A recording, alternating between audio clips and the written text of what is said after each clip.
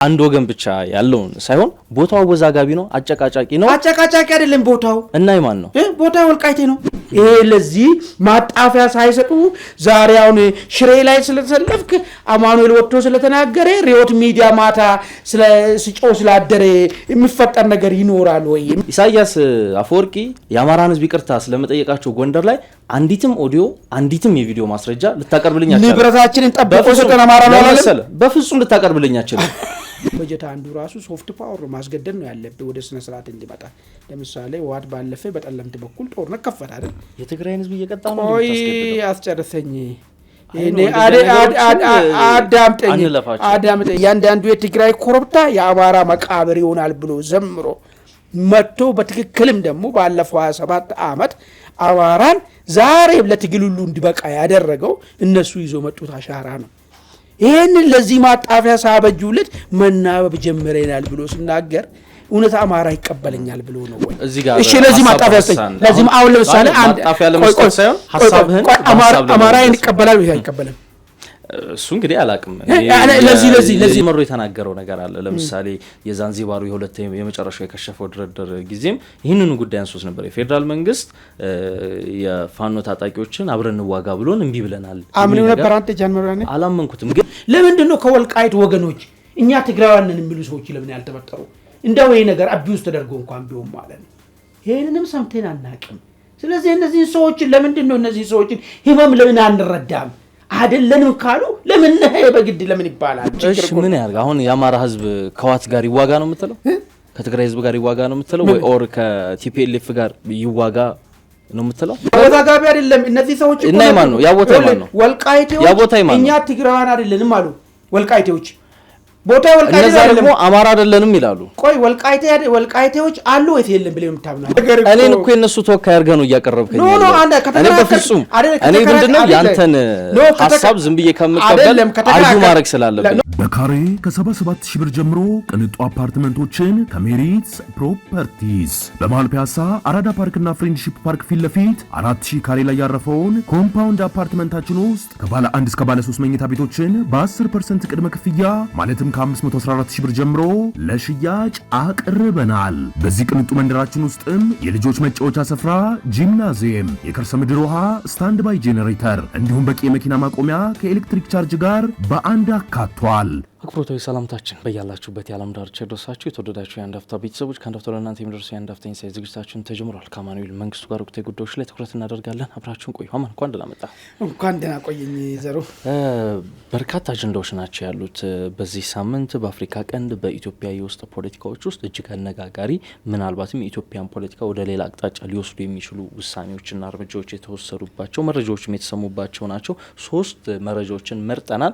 በትግራይ የተለያዩ ከተሞች ላይ ሰልፍ ተደርጓል።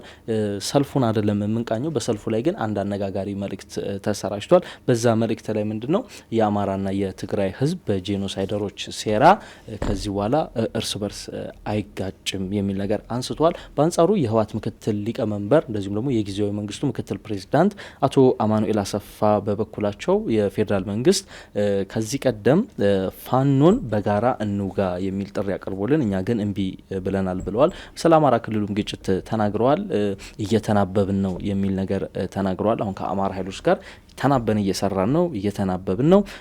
በአማራ ክልል ላይ የዘር ማጥፋት ጦርነት እየተደረገ ነው የሚል ጉዳይም አቶ አማኑኤል አሰፋ አንስተዋል። እንግዲህ ከሰሞኑ የፌዴሬሽን ምክር ቤት ውሳኔን ተከትሎ ሲነሱ ከነበሩ ጉዳዮች መካከል ውሳኔው አንዳንድ ወገኖች ሲናገሩ የአማራና የትግራይ ክልሎችን ወደ ቅራኔና ወደ ግጭት የሚከተን የሚል ነገር ሲያነሱ ነበር፣ ስምረት ፓርቲን ጨምሮ ማለት ነው። ይህን ጉዳይ በስፋት እንዳስዋለን። ሌላው አጀንዳችን ኮሎኔል ደመቀ ዘውዴ የሰጡት ቃለ መጠይቅ ነው፣ የሚያነጋግር ነው። ለትግራይ ክልል በጀት መከልከሉን በጀት መለቀቁን ተቃውመዋል። ከዚህ በተጨማሪም ከትግራይ ጋር የመጀመሪያ ፍቺ ይፈጽመናል የሚል ጉዳይም አንስተዋል።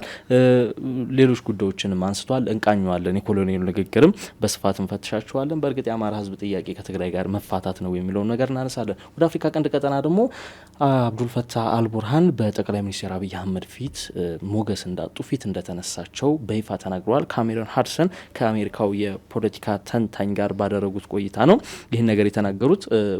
ኢትዮጵያን ለመጎብኘት ከጠቅላይ ሚኒስትር አብይ አህመድ ጋር ለመነጋገር በተደጋጋሚ ጥያቄ ባቀርብም ጠቅላይ ሚኒስትሩ ግን ምንም አይነት ምላሽ አልሰጡኝም፣ አዝኛለሁ ብለዋል። በኢትዮ ኤርትራ ጦርነት ቢቀሰቀስ አቋማቸው ምን ሊመስል እንደሚችልም ተናግሯል። እነዚህን ጉዳዮች እንዳሳለ የትግራው ሰልፍና የአቶ አማኑኤል መንግስቱን ንግግር ይቅርታ የአቶ አማኑኤል አሰፋን ያንተን ስም ጠራ የአቶ አማኑኤል አሰፋን ንግግር እንዴት አየው?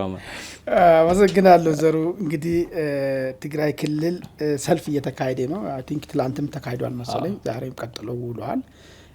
ጥሩ ነው። የትግራይ ፖለቲከኞች ነገሮችን በሰላማዊ መንገድ የተቃወሙትም ቅዋሜም ሲኖራቸው በሰላማዊ መንገድ ጥያቄያቸውን አድሬስ ለማድረግ ታስቦ የተካሄደበት ከሆነ በጣም የሚበረታታና ስልጡን የሆነ ነገር ነው የሚሆነው። ምናልባት እንግዲህ መንግስት የወሰነው የፌዴሬሽን ምክር ቤት ውሳኔ ጋር ተያይዞ ይመስለኛል ሰልፉ የተካሄደው፣ ወይ ደግሞ ሌላ ዓላማዎችን እንዲሁ ህዝባዊ ያስመስሎ በሰላማዊ መንገድ መግለጽ ተፈልጎ ወይ ከፌዴራል መንግስቱ ጋር ያላቸውን ቅያሜ በሰልፍ አስመስሎ ማቅረብ ከፈለጉ ይሄ በጣም በእውነት የስልጡን ፖለቲካ ነው የሚባለው። ከመሳሪያ ወጥተን የተቃወምነውን ነገር በሰላማዊ በሆነ መንገድ ብቻ ጫና በመፍጠር ለጥያቄዎቻችን መልስ እንዲገኝ ለማስገደድ የተካሄደበት ነገር ስለሆነ እኔ በጣም የምደገፍ ነገር ነው ብዬ ነው የምወስደው።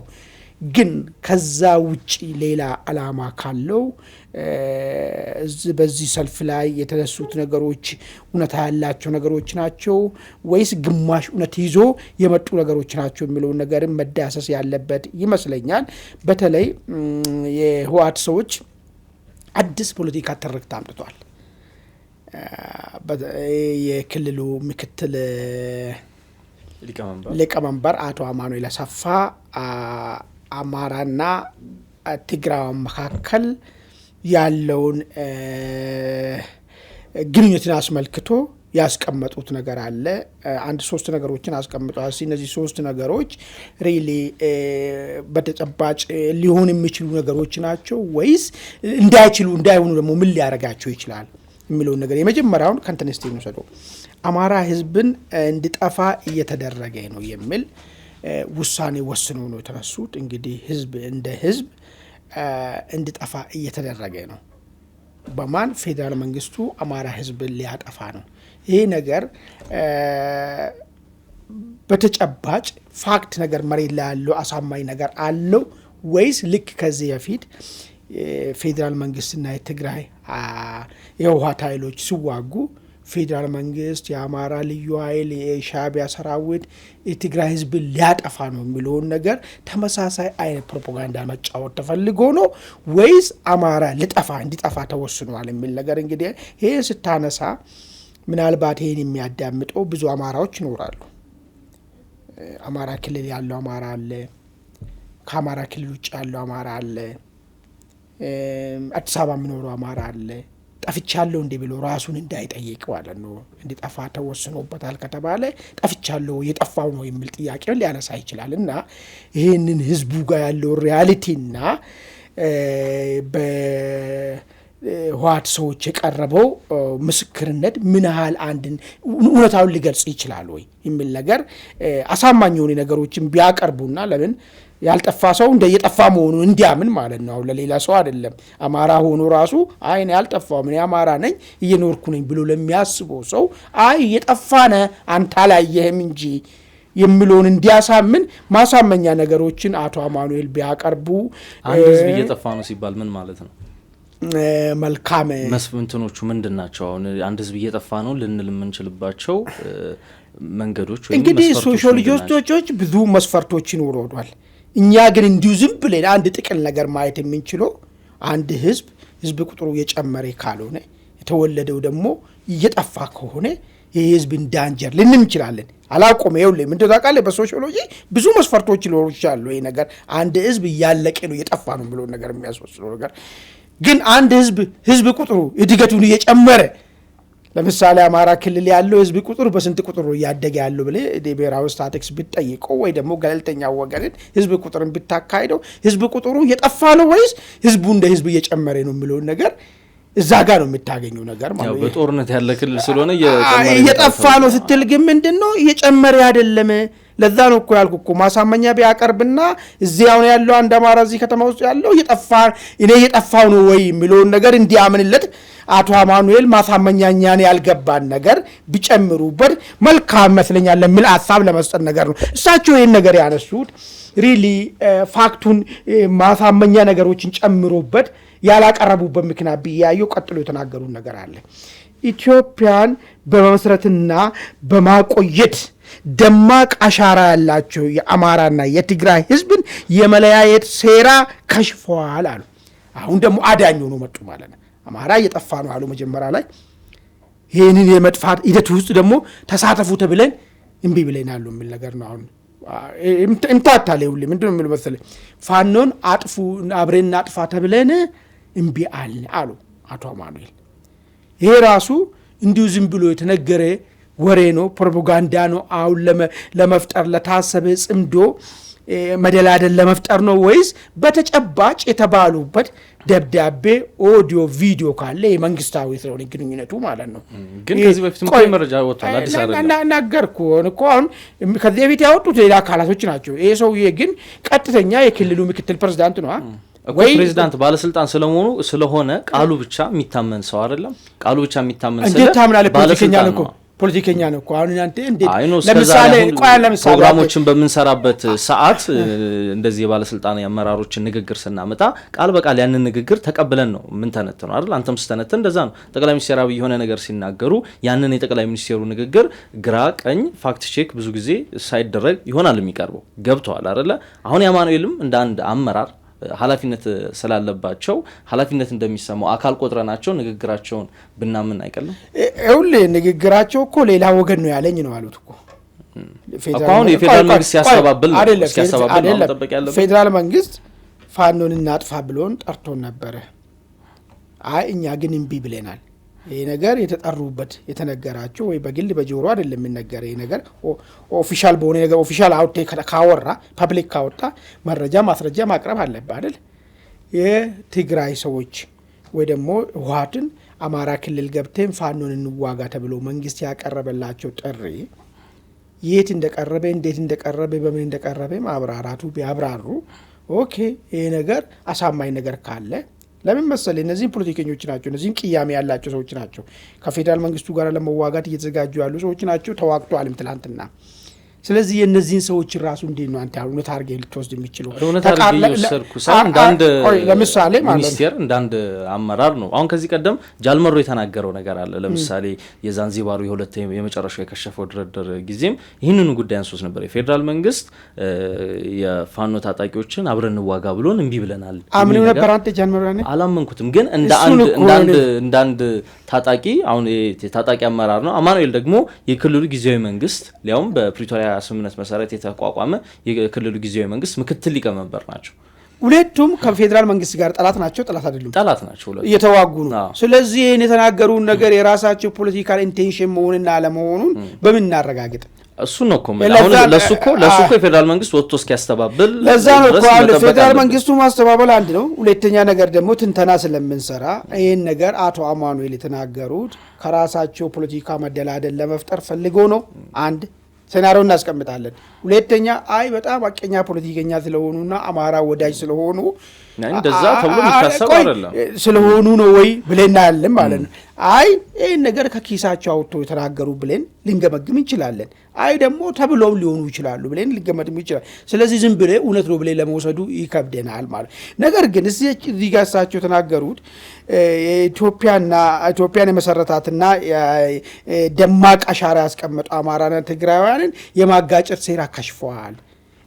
ከዚህ በኋላ መናበብ ጀምረናል የሚል ነገር አንስቷል።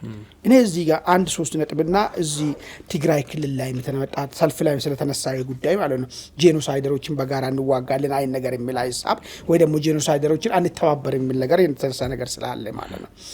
አሁን ይሄንን ስትናገር አንድ አማራ ሲሰማ እንዴት ሆኖ ነው ሊሰማኝ የሚችለው የሚለውን ነገር ማሰቡ በቂ ነው። ለምን ጆሮ ውስጥ ወይ አይምሮ ውስጥ ምንድን ነው ያለው አማራ? የዶክተር ደብረጽዮን ትላንትና እያንዳንዱ የትግራይ ኮረብታ የአማራ መቃብር ይሆናል እያለ በጎረምሳ ዘመኑ ሲዘምር የነበረ ሰውና ስልጣን ሲይዝ ደግሞ በቀጥታም ሆነ በተዘዋዋሪ ይሄንን ተግባራዊ ሲያደርግ የነበረን ሰው አሁን አብረን ደማቅ ታሪክ የሰራንና መናበብ ጀምረን እርስ በርስ ማንም አጋጨንም ስል እንዴት ብሎ ሊውጠው ይችላል የሚል ነገር ለምንድን ነው ከዛ ወገን የማይታሰበው? አንድ ከህወሓት ወገን ይሄንን ማጣፊያ ሳይሰጠው የትግራይ እያንዳንዱ የትግራይ ኮረብታ የአማራ መቃብር ይሆናል ብሎ ዘምሮ መጥቶ በትክክልም ደግሞ ባለፈው 27 ዓመት አማራን ዛሬም ለትግል ሁሉ እንዲበቃ ያደረገው እነሱ ይዞ መጡት አሻራ ነው። ይሄንን ለዚህ ማጣፊያ ሳበጁለት መናበብ ጀምረናል ብሎ ሲናገር እውነት አማራ ይቀበለኛል ብሎ ነው ወይ? ፖለቲካ አንድ እዚህ ጋር ግን እሺ ለዚህ ማጣፊያ ለዚህ አሁን ለምሳሌ አንድ ማጣፊያ ለመስጠት ሳይሆን ሐሳብህን አማራ ይቀበላል ወይ አይቀበልም? እሱ እንግዲህ አላቅም። ለዚህ የዛይ ፖለቲካ የራሳለኛው ነገር ገባኝ እኮ አሁን አንተ ያነሳዋል ደብረጽዮን እንደዛ እያሉ እየዘመሩ ምናምን ብላል። በርግጥ ህወሓት በትጥቅ ትግሉ ዘመን አማራን የሚዘልፉ አማራን የሚያንቋሽሹ በአማራ ቃል በቃል ቆይ ሌላ አንፈልግም። እያንዳንዱ የትግራይ ኮረብታ የአማራ መቃብር ይሆናል እያሉ ነው ወጡት ነዘውጭ የዘመሩ። እሱን አላቅም መዝሙራቸው ውስጥ ናለው። እሱን የሚያዳምጥ ሰዎች እኮ በትግረኛው ከስር ያስቀምጡልናል። እዛ እኮ የምትል ከሆነ እኮ አሁን የሻቢያ መንግስት ለዘመናት የኢትዮጵያን ሲያንቋሽሽ ሲያዋርድ ነበር። ነገር ግን የኢትዮጵያ መንግስት ከሱ ጋር ሲሰራ ነበር። ገብቷላ ፖለቲካ ስለነበር ተለዋወጠ። አሁን ህወሓት በዚህ አቋሙ መቀጠል ነበረበት። አሁንም አማራን በጥላቻ አይን ማየት አለበት ብለህ ነው የምታምነው? በጣም ጥሩ ነገር አነሳ። ኤርትራ ኢሳያስ ምንድን ነው ያደረገው? እያንዳንዳቸው አማራን ያንቋሸሹበትን ካስታቸው ሁሉ እንዳይጫወት ማስረጃ ሰጣለሁ አይደለም። እኔ ማስረጃ ሰጣለሁ። ለዚህ ማጣፊያ የሚሆነውን ጎንደር ላይ ኢሳያስ ቀርቦ አማራን እኛ ስንሰድቦ ይኖር ነው የገዛ ንብረታችን ጠብቆ የሰጠን ህዝብ የተከበረ ህዝብ ነው ብሎ በአደባባይ ይቅርታ ጠይቆ በፍጹም አላለም። ለመሰላማ ለዚህ አሁን ይሄ ማለት ነው ያኔ የመረጃ ሲሰራጭ በስፋት አስታውሳለሁ። ሶሻል ሚዲያ ላይ በደንብ እየተሰራጨ ነበር። ነገር ግን ኢሳያስ አፈወርቂ የአማራን ህዝብ ይቅርታ ስለመጠየቃቸው ጎንደር ላይ አንዲትም ኦዲዮ አንዲትም የቪዲዮ ማስረጃ ልታቀርብልኝ አትችልም። ንብረታችንን ጠብቆ የሰጠን አማራ ነው አላለም። በፍጹም ልታቀርብልኝ አትችልም።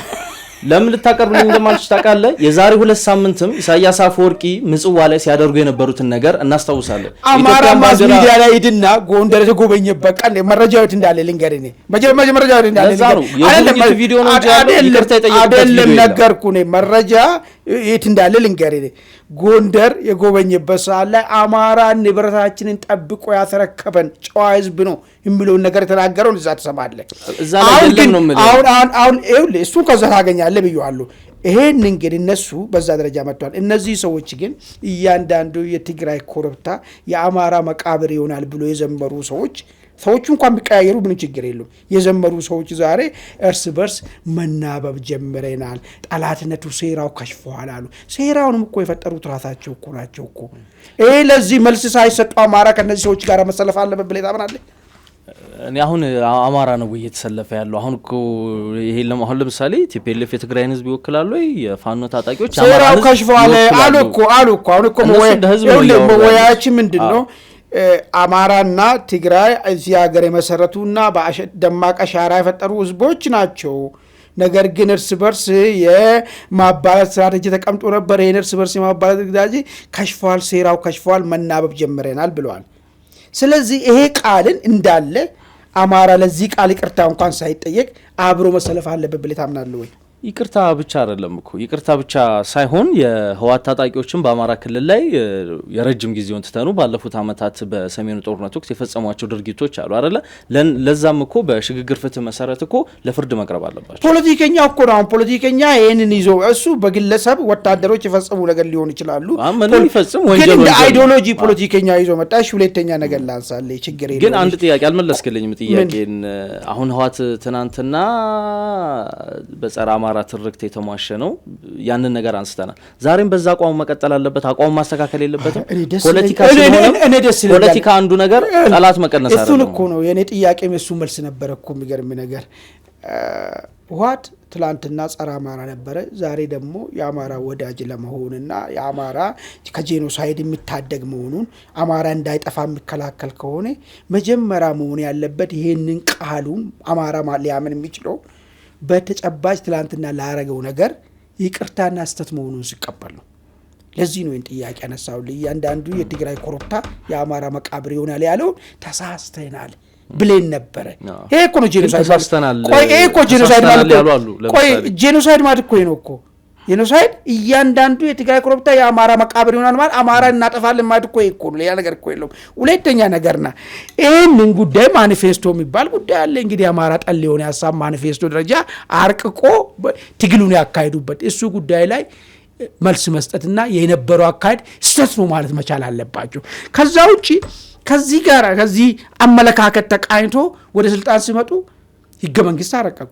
ህገ መንግስቱ ላይ ጨቋኝ አማራ ማህበረሰብ ተጨቋኝ ብሔር ብሔረሰቦች የሚል ትርክትን ይዞ መጀመሪያ ራሱ እንትው ላይ ፕሪያምብሉ ላይ ይዞ መጣው። እነሱ የጻፉት ህገ መንግስት እነሱ ያስረቀቁት ህገ መንግስት ይሄ ነው ዛሬ አማራ ለትግል እንዲወጣ ያደረገው። ይሄ ነው ዛሬ አማራ እንዲገፋ ያደረገው። ለዚህ ሁሉ ይቅርታ ሳትጠይቅ ተራ ልክ እንደ ዱርዬ ትላንትና ተደባድበ ምንም እንዳልተፈጠረ ነገ ጧት መጥተህ የምትተቃቀፍበት አይን ነገር ነው ወይ ፖለቲካው? ይሄ ለዚህ ማጣፊያ ሳይሰጡ ዛሬ አሁን ሽሬ ላይ ስለተሰለፍክ አማኑኤል ወጥቶ ስለተናገረ ሪዮት ሚዲያ ማታ ስጮ ስላደረ የሚፈጠር ነገር ይኖራል ወይ የሚለው እኔ ጥያቄ ነው ያለኝና ማጣፊያው ካለ ንገረኝ። እኔ ለምን ችግር የለም። እኔ ያንተን ሐሳብ ነው እየሞገትኩ ያለው። እዚህ መድረክ ላይ ተከታትለው ከሆነ ከመጀመሪያዎቹ ህወሓት ታጣቂዎች መካከል አንዱ የሆኑት ጀነራል ዮሐንስ ያደረጉት ቃለ መጠይቅ ነበር። እዛ ቃለ መጠይቅ ላይ ሰሜን ሸዋ ሲደርሱ የገጠማቸውን ነገር ተናግረው ነበር። እዛ ቪዲዮን ብትከታተለውም ደስ ይለኛል። እና ሸዋ ለመግባት በጣም ተጨንቀን ነበር ይላሉ። ምክንያቱም ስለ አማራ ህዝብ ስለ ሸዋ ህዝብ በጣም መጥፎ አመለካከትና አረዳድ ነበር የነበረና እዛ ስንደርስ ግን ሸዋ ስንደርስ ግን የሸዋ ህዝብ ስናየው ከትግሬም ገበሬ የባሰ አኗኗር ነበር ሲኖር የነበረውና ተጸጸትን በርካታ እንትኖች እዛ ያለን ተጸጸትን ብለው ሲናገሩ ነበር። አሁን እንደዚህ በግል ተጸጸታቸውን የገለጹ የመቼ ነው ይሄ? አሁን ይዛል 2 ሳምንት ኖ አይደለም። የ83ቱ ሸዋ ሲደርሱ ጸጸቱት ያኔ ማለት ነው። አየ በጸጸቱማ በተግባር መጥቶ እኮ ባላሳድ ሸዋ አማራ ብሎ 27 ዓመት ሙሉ ሀብትን እንዳያፈራ በሄደበት ቤተክርስቲያን የገባቸው ውሻ ሲያረጉት የነበሩ ሰዎች አይደሉም እንዴ? እነዚህ ሰዎች ምንም የሚጸጸት ልብም የላቸውም። እኔ ለዛ እኮ ነው አሁንም ኢቨን እንግዲህ ይሄ ሰውዬ እንኳን ተለይቶ ማለት ነው የተጸጸተ ሰው እኮ 27 ዓመት ውስጥ ይሄን ሊያለዝብ የሚችል ስራ ይሰራ ነበር። ግን የሰሩት እኮ 27 ዓመት ውስጥ አማራ መቀመቅ በትክክል ኮረብታ ያሉትን መቃብር ይሆናል ያሉትን እያንዳንዱ ኢትዮጵያ ኮረብታዎች የአማራ መቃብር እንዲሆን አይደለም ወይ ሰሩ የነበረው? ስለዚህ መጸጸት እንትን የላቸውም። ልክ ቅድም እኮ የገለጽኩልኝ ሶሪ ለቃሉ እንጂ ልክ ዱርዬ ማታ ጠጥቶ ይደባደብና ማለት ነው በሚቀጥለው ቀን ምንም እንዳልተፈጠረ ይተቃቀፋል። እንደዛ ነው ያደረጉት። አማራ ህዝብ እንደዛ እንዴት ሊሆን ይችላል? አለው እኮ ይመሙ እኮ ስቃዩ እኮ አለው ከውስጡ እኮ አልፎ ተርፎ እኮ ይሁን አይሁን ሌላ በሌላ መንገድ ፍሬ የሚደረግ እንጂ አሁን ትግልን ይታገላለን የሚሉት እኮ የሚያነሱት እኮ ያ ከዛ የመጣው ቁርሾው እኮ ይዞ መጣው ችግር እኮ። ምን ያርጋ አሁን የአማራ ህዝብ ከዋት ጋር ይዋጋ ነው የምትለው? ከትግራይ ህዝብ ጋር ይዋጋ ነው የምትለው ወይ ኦር ከቲፒኤልኤፍ ጋር ይዋጋ ነው የምትለው? እኔ የመጀመሪያው ነገር አማራን አሁን ጫካ የገባበት ጉዳዩ እኔ ተጠልቼ ያለ ስሜ ስም ተሰጥቶኝ ይሄ ደግሞ እያደገ መጥቶ በሰላም እንዳልኖር አድርጎኛል የሚል ነገር ከሆነ ማለት ነው ሌላ የስልጣን አምቢሽን እና ግለሰቦች ይሄንን ሐሳብን ማኒፑሌት አድርጎ ለስልጣን መወጣጫ ካላደረጉ ማለት ነው የዚህ ጥያቄ ያለው ህወሓት ጋር ነው። የዚህ ጥያቄ ያለው ህወሓት ጋር ነው። ህወሓት ዋንስ ይሄ ህገ መንግስት አማራ ጠል ነው ተሳስተን ነው ይንጻፍ ነው ብሎ ዊትነስ ቢያደርግ ማለት ነው ብዙ ነገሮች የሚፈቱ ይመስለኛል። ስለዚህ አሁንም ነገም አማራ መብቱን ማስከበር ካለበት በዚህ ሀገር ውስጥ እንደ እኩል ዜጎች መከበር ካለበት ይሄን አስተሳሰብ ነው መዋጋት ያለበት። ጥሩ ወደ ቀጣዩ አጀንዳዎች እንሂድ። ምናልባት አማኑኤል ላይ ወይም የሰልፎቹ ላይ የምትሰጠው ከሌለ ወደ ኮሎኔል ደመቀ ጉዳይ እናምራ።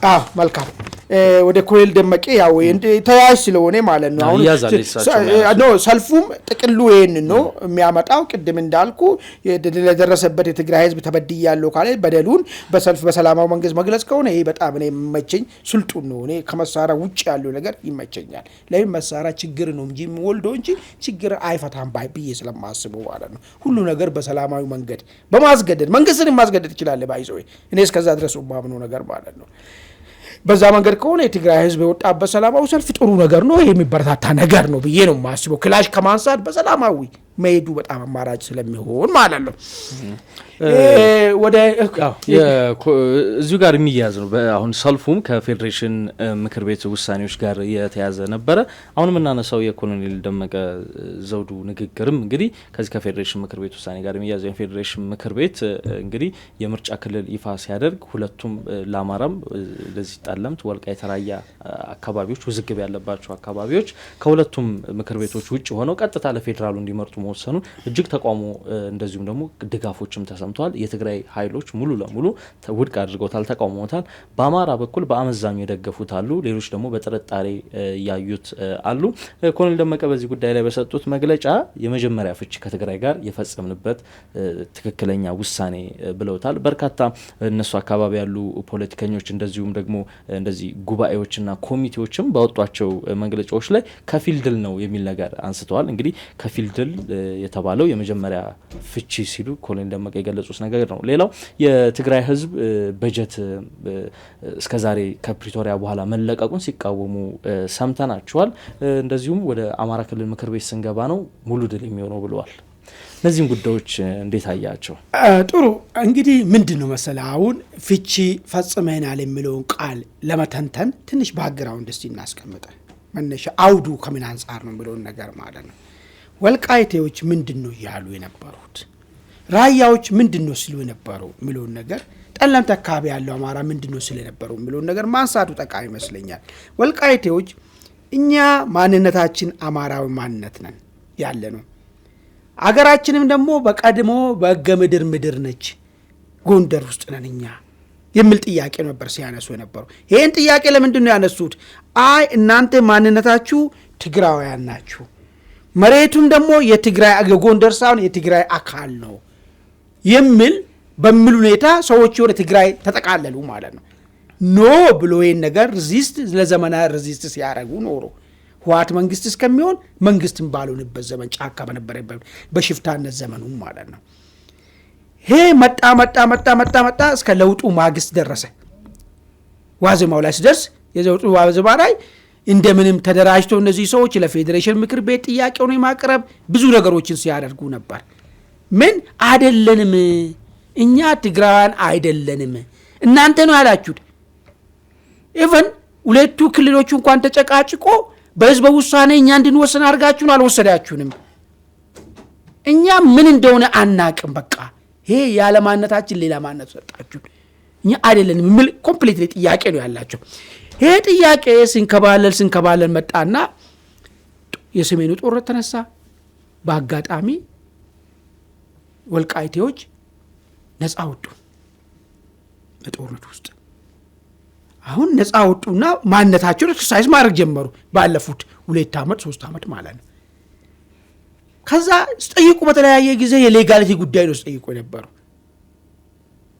ባለፈ ምርጫ ቦርድ መልሶ ምንም ቦታ አሁን ከትግራይ ክልል ውጪ በሆነ ሁኔታ እኛ ራሳቸውን ዲፋይን በሚያደርጉበት ሁኔታ የተዳደሩም ቢሆንም ምርጫ ቦርድ በፊት የነበረውን ነገር ነው የሚያወጣ። አዲስ ነገር አሬንጅመንት እስካልተሰጠ ድረስ ከፌዴሬሽን ምክር ቤት አስቀመጠ። ወለ ትግራይ ክልል ምርጫ ክልል ውስጥ አስገብቶ 5 ነው 4 ማለት ነው ኖ ብሎ ሬዚስት አደረጉ። ከዛ ፌዴሬሽን ምክር ቤት ምንድነው ያደረገው? ሌላ ውሳኔ እስኪወሰን ድረስ እናንተ እዚህ ቦታ የምትኖሩ ሰዎች ራሳችሁን በሚጠሩት መንገድ ለፌዴራል እንትን መቀመጫ ለፓርላማ ወኪላችሁ መርጣችሁ ላኩ አለ። እዛ አካባቢ እኮ ሰው ተፈናቅሎ እኮ እዛ አካባቢ አይደለም እኮ ቆያቸው እኮ አሁን እኮ አይንንም አብራሳው የተፈናቀለ ለምሳሌ እኮ ፋክቱ እናውራ ከተባለ አንተ ለምን ትሄዳለህ? ለምሳሌ ከአባቲ ቤት ውስጥ የሌላ ጎረቤት ሰው ቤት ውስጥ ገብተህ ስትኖር ከነበረ ጸብ ሲነሳ የኔ ቦታ አይደለም ብለህ ስለምታስብ ተነስተህ ወደ ራሴ ቦታ ትሄዳለህ። ያንተ ቦታ ከሆነ ለምን እንደምትሄደው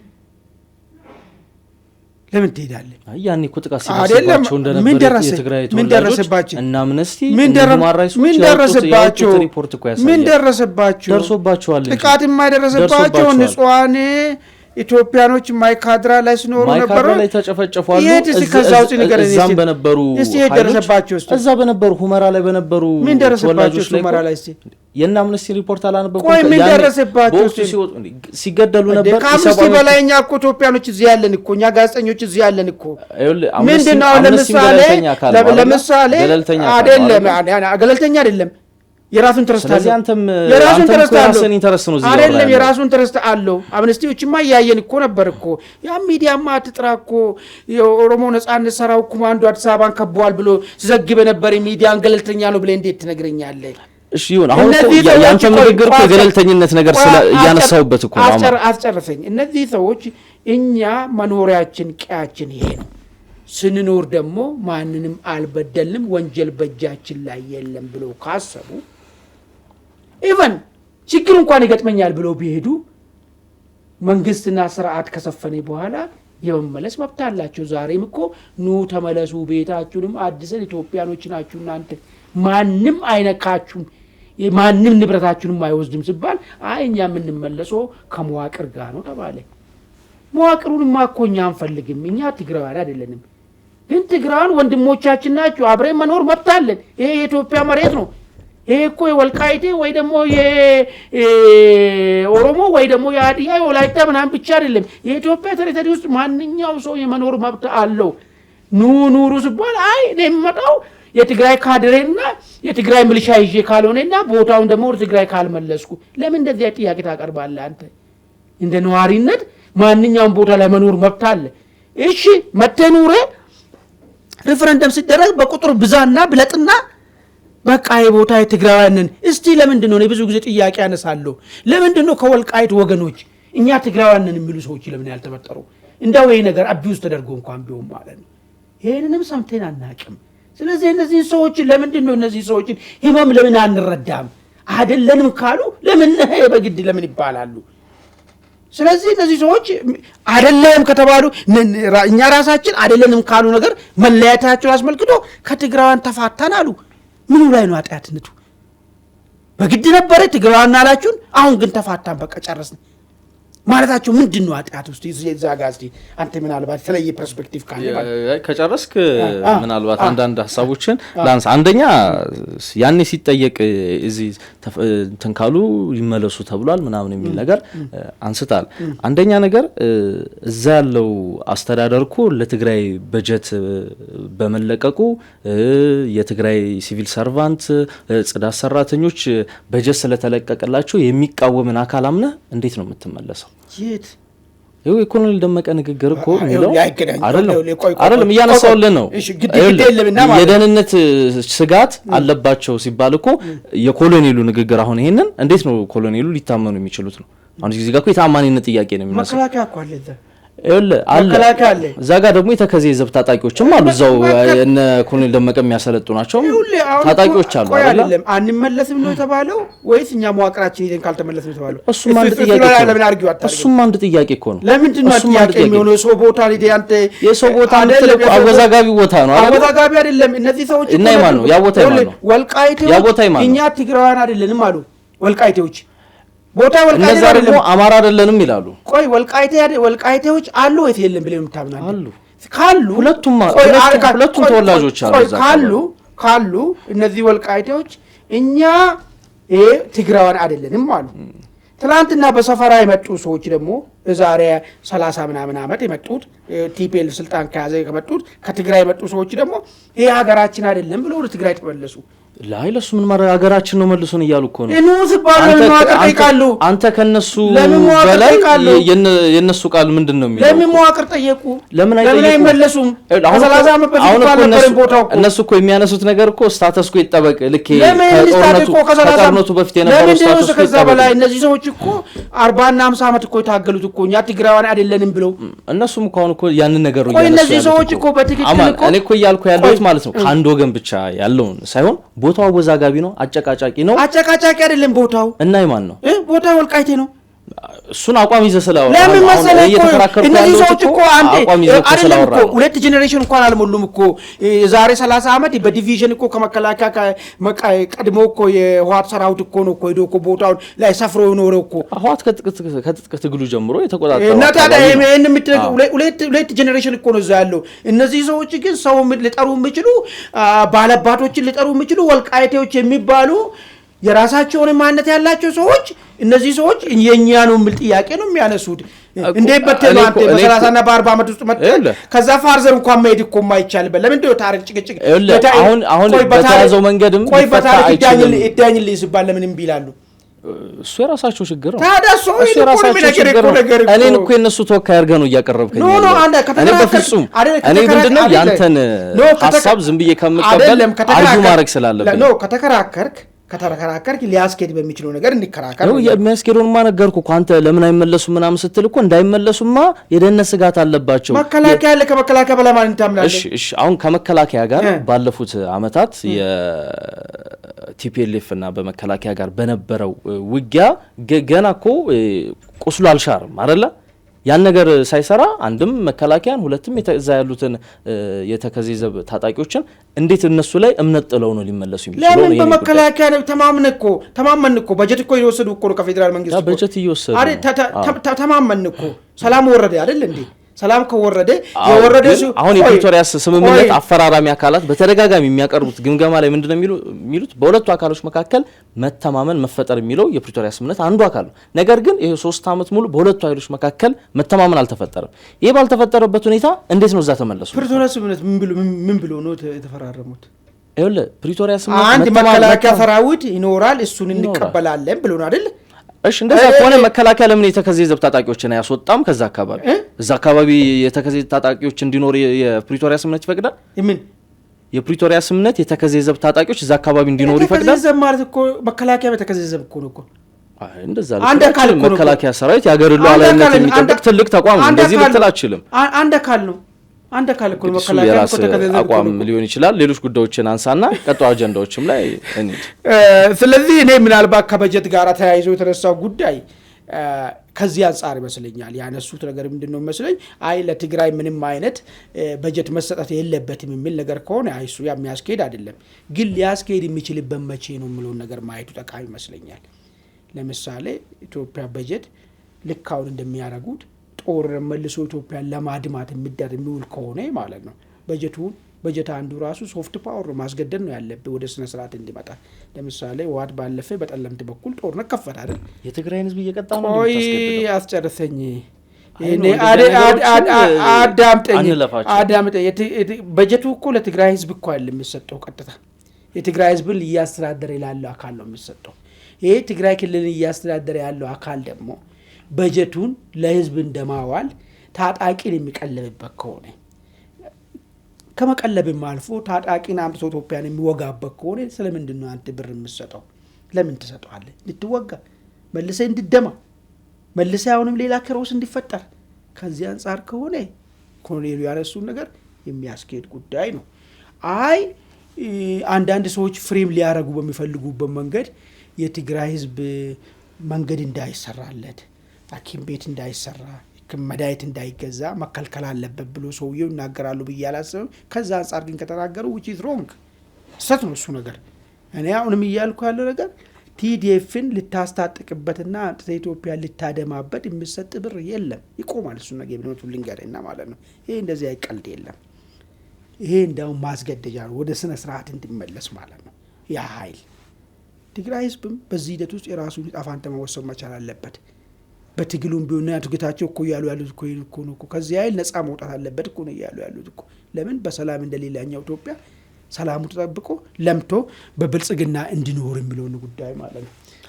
እንግዲህ በጣም ጥሩ ካለን ጊዜ አንፃርም የመጨረሻውን አጀንዳ ነው። ጀነራል አብዱል ፈታህ አልቡርሃን ጠቅላይ ሚኒስትር አብይ አህመድን ጥያቄ ጠይቂያቸው ውድቅ አደረጉብኝ ብለዋል። ጥያቄው ደግሞ ኢትዮጵያም አዲስ አበባ መጥቼ ከእርሶ ጋር ልነጋገር የሚል እንደሆነ ተናግረዋል።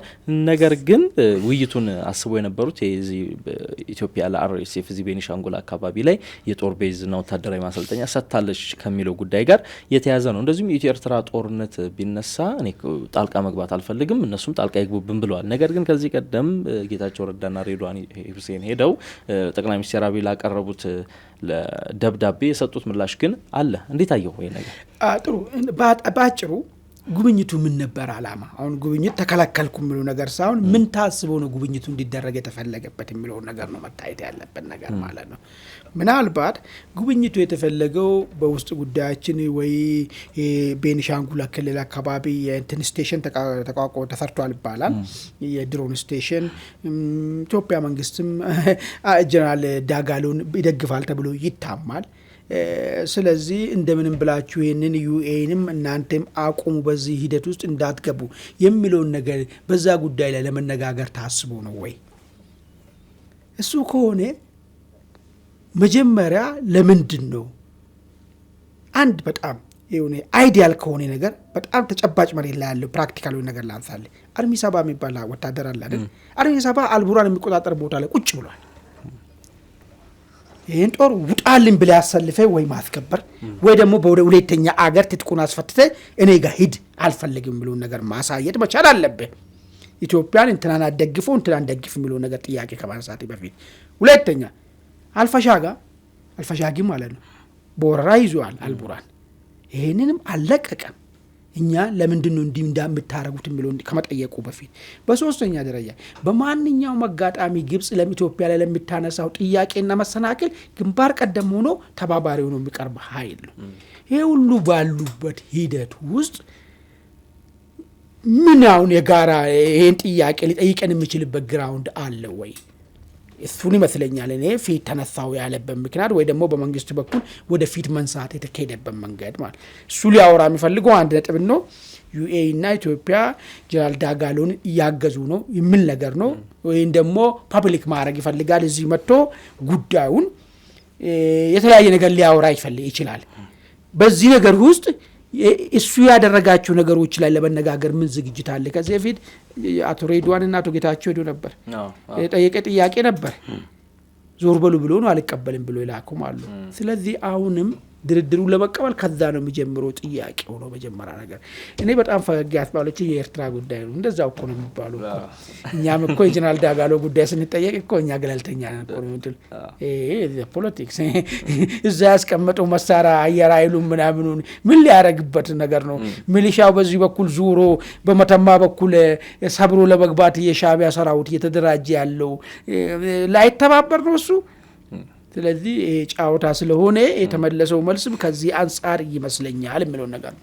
አዎ እንደው ከዚህ ቀደም ታስተውሳለህ በመኪና ነው እንደም የተጓዙ ኢሳያስ አፈወርቂ ወደ ፖርት ሱዳን ሲሄዱ የተደረገላቸውን አቀባበል የሱዳን ታሪካዊ ወዳጅ ምናምን ተብሎ ሲሞካሹ ነበርና እንደው አልቡርሃን የታሪካዊ ወዳጃችን የሚሏቸው አካላት ቢነኩ ዝም ይላሉ የሚለው በራሱ ከእንትን ጋር እናንተ እንዳልከው ዲፕሎማሲ ሊሆን ይችላል። ነገር ግን ጠቅላይ ሚኒስትር አብይ አህመድ ከዲፕሎማሲ አንፃር ጥያቄውን ተቀብለው አልቡርሃንም ከሻዕቢያ ጋርም ያለው ነገር ከፋኖ ታጣቂዎችም ዛጋ እንዳሉ ይነገራል። እንደዚሁም ደግሞ ከቲፒኤልኤፍ ጋር ያለውን ነገር እንዲያስቆሙ ቢጠይቋቸው የተሻለ አይሆንም ወይ የሚል ጥያቄም አብሮ የሚነሳል።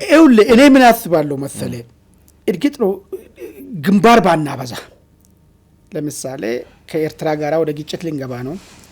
የውሃትን ጉዳይ ቅድም ያነሳነው ጉዳይ ነው። በዚህ ሂደት ውስጥ በሱዳን በኩል ያለው ግንባር መክፈቱ ይጠቅማል ወይ ይጎዳል ካልክ የኃይል መበታተን ስለሚፈጠር እኔ እሱ ነገር ይጎዳል ብሎ ከሚያስቡ ሰዎች ነን። ነገር ግን ከበጣም መጥፎ ትመርጣለህ። አማራጭ የለም። ይሄ ምንድነው እያደረገ ያለው? አልቡርሃን አሁን በምንም አይነት መንገድ ስሪቱ ነው። ይሄ ሁለት አይነት ኃይሎች አይደለም የሚባሉት። ይሄ የሴንትራል ሱዳን የመጡ ኃይሎች ስሪታቸው ይሄ ነው። በቃ አንደኛ ኢትዮጵያን እንደ ጠላት ነው የሚያዩት። ሁለተኛ በማንኛውም መንገድ የግብጽ ተባባሪ ኃይሎች ኢሊቶች ናቸው። ስለዚህ ለኛ ይሄ የጀነራል ዳጋሎ መፈጠር ወይ ደግሞ ፕሪፌሪያል ፎርሱ በዚህ ደረጃ ወደ ስልጣን እየጠጋ መምጣቱ ለኢትዮጵያ ትልቅ በረከት ነው። በብዙ መንገድ በፈንዳሜንታሊስትም ይሁን ህዳሴ ግድብን በተመለከተ ይሁን ኢትዮጵያ ለምታነሳቸው ነገሮች ሁሉ ሰንካላ አይደለም፣ አንጻራዊ የተሻለ ኃይል ነው ይሄኛው ኃይል ማለት። ይሄ መፈጠሩ ለኛ ባይፈጠሩ እንኳን ኩካር ግን ደርግ እንዳደረገው ስፔን ላይ እንደሰራ ሰርተን ብንድበት ለራሳችን ብሔራዊ ጥቅም ይጠቅመናል። ግን አልቡራውን ከዚህ በኋላ ለምንድን ነው እዚህ ጭንቀት ውስጥ ገባን ብሎ መታሰብ አለበት። አውሩ ይልነጋገር የሚለው ነገር ለምን አመጣ? ምናልባት ጀነራል ዳጋሎ አድቫንስ እያደረገ እየመጣ ነው።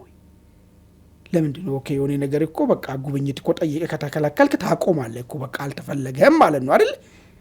በግድ ጠይቄ እምቢ ተባልኩ ምናምን የሚሉ ደረጃ ጋር ለምንድን ነው መጣ?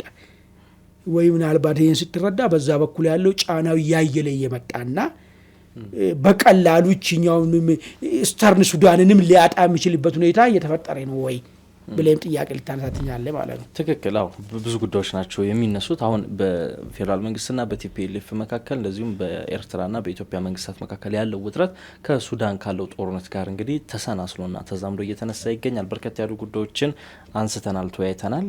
አማን የዛሬውን እዚህ ላይ እንቋጭ። መልካም የተወደዳችሁ ተመልካቾቻችን እንግዲህ የዛሬው ዝግጅታችን ይመስል ነበር። አብራችሁን ስለቆያችሁ እናመሰግናለን። መልካም ቆይታ